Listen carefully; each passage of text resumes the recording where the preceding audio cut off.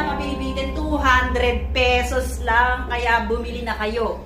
Talagang ulit-ulitin nyo to. Talagang ito, ang sarap. Ayan, makigawa ako niya. Napakasarap talaga niyan eh. Guys, wait natin yung order at talagang uulit-ulitin nyo ang 1 litro nilang milk tea. Ayan, wait natin guys!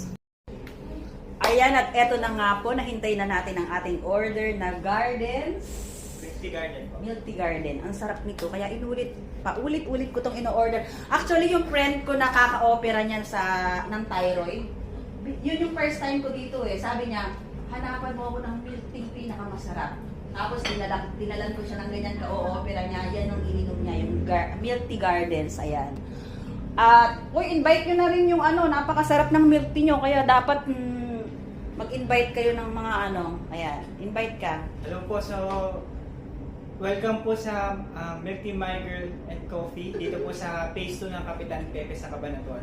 Ayan, sobrang sarap, promise. Hindi kayo magsisisi sa mga binayad nyo kasi sobrang sarap ng mga pagkain dito, di ba? Ayan, meron tayong mga bagets na kasama dito. Ayan. Kayo naman kayo sa vlog ko. Ayan. Ayan, ang babait nito mga kabataan na to. Ayan. Sana ganito rin yung anak ko na gustong kahit mag-vlog ako, pinapayagan ako. Ayan. Thank you po. Punta lang kayo dito sa My Girl. My Girl, marami silang mga pagkain dito, di ba? Ayan. Hanggang anong oras kayo dito? Open ng? Ang last order po, 10:30 PM. Ayun. Tapos Ang pwede last mag-dine in po ng 11 PM. Ayun. 10:30 ang last order nila. 11 PM pwede silang mag-take out. Hindi po, mag-dine in. Ay, mag